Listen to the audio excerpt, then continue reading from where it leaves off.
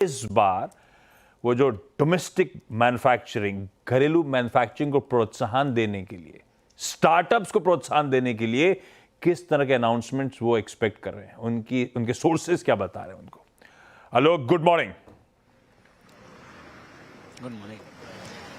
बिल्कुल, देखिए, घरेलू मैन्युफैक्चरिंग को बूस्ट दिया जा सकता है और उसमें खास तौर से अगर बात करें तो टेलीकॉम, टेक्सटाइल, आईटी, ऑटोमोटिव और जो टॉय सेक्टर्स हैं उनको खास राहत दी जा सकती है, खासतौर से रॉ मटेरियल के मोर्चे पर।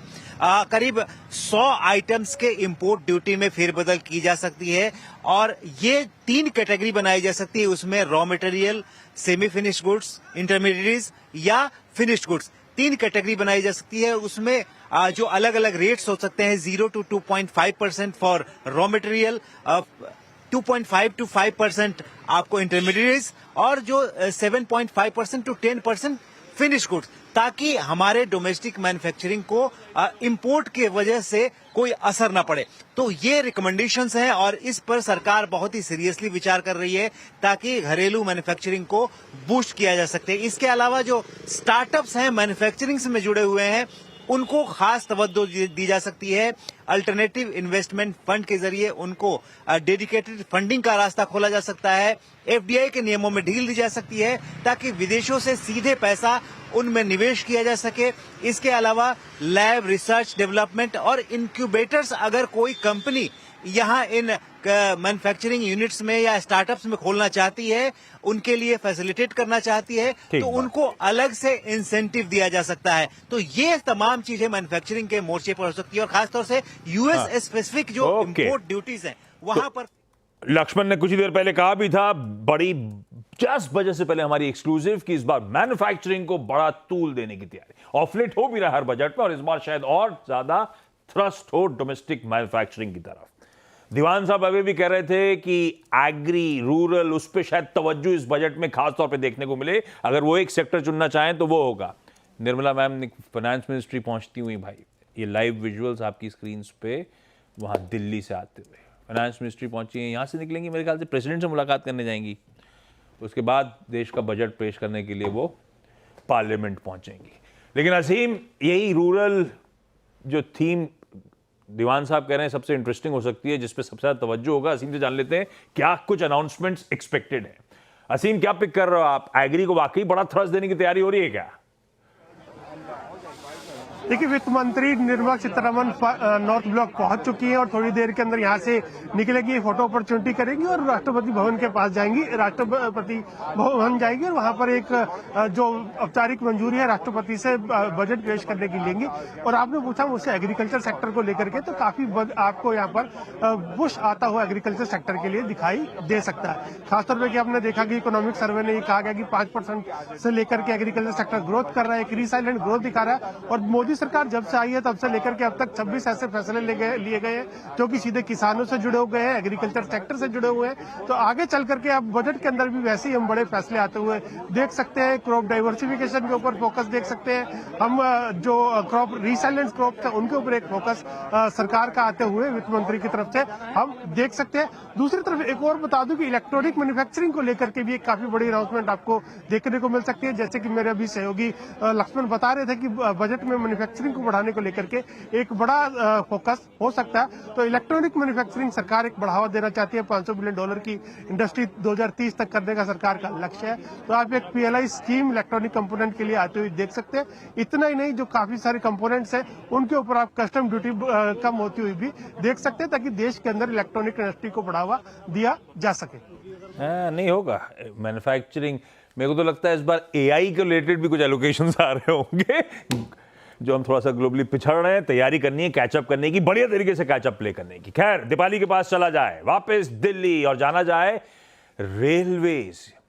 क्या एक्सपेक्टेड है, किस तरह के एलोकेशंस इस बार और कहां पे वो पैसा चैनलाइज करने की तैयारी? Deepali, good morning.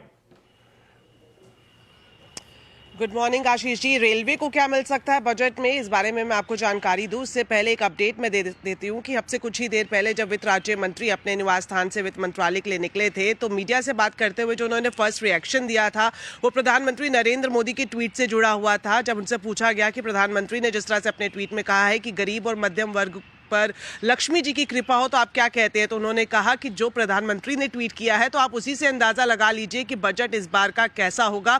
धैर्य बनाए रखे, बजट अच्छा होगा। तो ये पहली प्रतिक्रिया वित्त राज्य मंत्री की तरफ से सुनाई दी है, और जिस तरह से हमने सीधा अपने दर्शकों को ये दिखाई भी थी तस्वीरें। और अब अगर रेलवे की बात करें तो जो एलोकेशन है वो जाहिर तौर पर बढ़ता हुआ दिखाई दिएगा। जो सोर्सेज से हमें जानकारी मिल रही है उसके मुताबिक 15 से 20% एलोकेशन में इजाफा देखने को मिल सकता है, और ओवरऑल अगर केपेक्स की बात करें तो 3 लाख करोड़ रुपए के आसपास हो सकता है। जो फोकस रहेगा वित्त मंत्री का इसी बात पर रहेगा कि मौजूदा रेलवे इंफ्रास्ट्रक्चर को किस तरह से अपग्रेड किया जाए, और इस पे रोलिंग स्टॉक की बड़ी भूमिका है। अच्छा खासा फंड उसके अपग्रेडेशन पर यहाँ पर मिलता हुआ दिखाई देगा। और एक जो अब भी सबसे बड़ा कंसर्न और चैलेंज है रेलवे के सामने वो है यात्रियों की सुरक्षा से कोई कॉम्प्रोमाइज ना हो, इस और पुख्ता कदम उठाना। तो सोर्सेज से हमें जो जानकारी मिल रही है कि वित्त मंत्रालय की तरफ से, वित्त मंत्री की तरफ से इस बजट में कवच को लेकर अलग से 10 से 12 हजार करोड़ रुपए का एलोकेशन संभव है।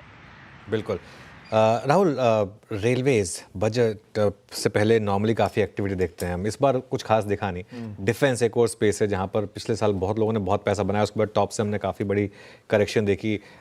EMS एक और स्पेस रही है, वो PLI थीम वाली। ये सब बजट से पहले नॉर्मली काफ़ी एक्टिव होती हैं। इनमें कोई थीम जो आपको पसंद आ रही हो इस समय? डिफेंस और EMS अनुज, आई थिंक कल आपने अगर आंकड़े देखे होंगे कुछ डिफेंस कंपनीज के जो रिजल्ट्स थे, आई थिंक काफ़ी स्ट्रॉन्ग थे। I think Bharat electronics, I think अगर आप अगले 2 साल का भी देखें, मैनेजमेंट 15 से 18% की ग्रोथ की बात कर रही है। आई थिंक अगर वो अलॉन्ग विद मार्जिन एक्सपेंशन आ जाए तो सोने पे सुहागा होगा। तो I think we like stocks like Hindustan aeronautics. Anuj, एक तरफ कभी कभी हम बोलते हैं कि you find opportunity in adversity. तो रिसेंटली हमने हाल ही में BML के चेयरमैन से बात की थी। उन्होंने कहा था कि हम अंदाज़ा भी नहीं लगा सकते कि scope of work middle east में, यूक्रेन और रशिया में कितना है। और कहता है कि BML ने इन कंट्रीज़ में इतना काम कर दिया है कि ये जब रीबिल्ड होंगे सिटीज़, हम अंदाज़ा भी नहीं लगा सकते कि किस तरह के ऑर्डर्स आ सकते हैं। तो आई थिंक डिफेंस में डेफिनेटली, आई थिंक अनुज, ये जो EMS की आपने बात की ना, it was a long overdue correction. Not just EMS, इसमें मैं कंज्यूमर इलेक्ट्रिकल्स और ड्यूरेबल्स भी डाल दूंगा। तो I think names like Dixon, I think Blue Star, I have approached very good price points.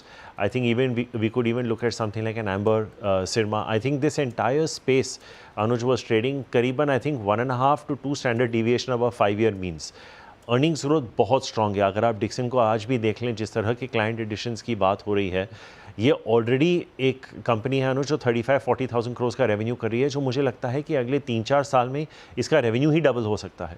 तो आई थिंक डिफेंस, देखिए अनुज, जैसे मैं अपने ओपनिंग आंसर में भी कह रहा था कि बजट आके निकल जाएगा, लेकिन एक बहुत इंपॉर्टेंट चीज़ जो पिछले क्वार्टर और इस क्वार्टर में हुई Anuj, is market is reacting to earnings, which is a very good thing to see. I think eventually जब हम प्राइस टू अर्निंग्स रेशियो की बात करते हैं, कहीं ना कहीं वो अर्निंग्स डिजॉल्व हो गई थी लिक्विडिटी के चलते हुए। तो I think specifically from the budget, taking off from what Prakash also was saying earlier, I think EMS, defence, और जैसे मैंने पहले अपने आंसर में कहा था Anuj, I would love to see something for FMCG, because अगर आप टाटा कंज्यूमर का जो टी का वॉल्यूम ग्रोथ है जो 7% का हटा दें, जो लीवर, नेस्ले वगैरह, these are still reporting low to mid single digit. So I would love to see something to revive consumption. So defence, EMS and PLI schemes will keep coming Anuj. I think वो तो आते ही रहेंगे, but अगर consumption में कुछ हो गया then Lever was a 3,000 rupee stock once Anuj. I think वो ज़माना हम भूल चुके हैं, बट अगर कुछ आ गया तो यू नेवर नो। कुछ मतलब मिडिल क्लास को जो रिलीफ टैक्स के फ्रंट पे होगी वो, I think so because urban stress elevate करने की कोशिश ये होगा।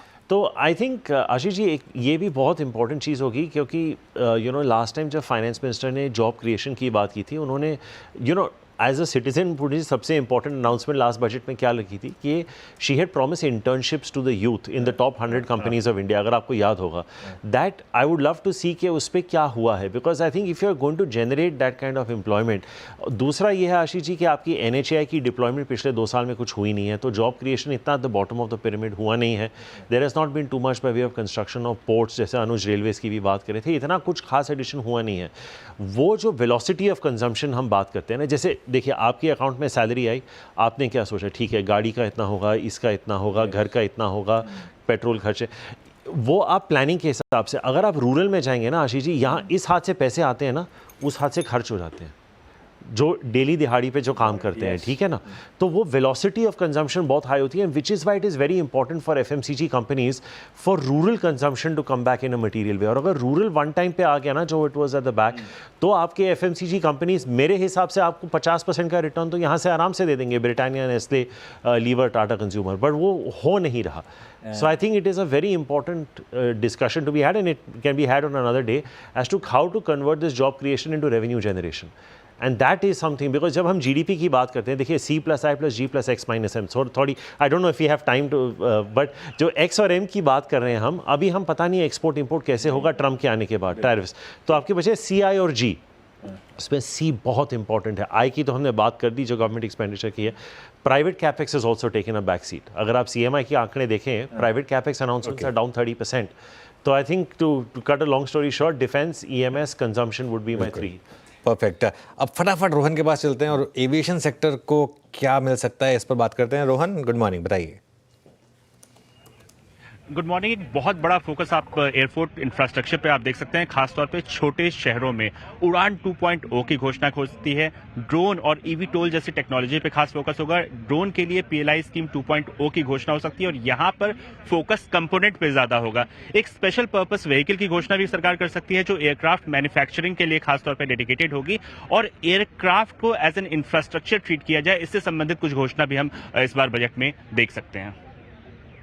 ओके, चलिए एक काम करते हैं अब। रोहन, बहुत बहुत शुक्रिया। एक बहुत छोटा सा ब्रेक लेते हैं आशीष, उसके बाद वापस लौटेंगे और उसके बाद प्री ओपनिंग रेट्स भी हमारे साथ होंगे। वीरू भी जुड़ेंगे इस छोटे से ब्रेक के बाद।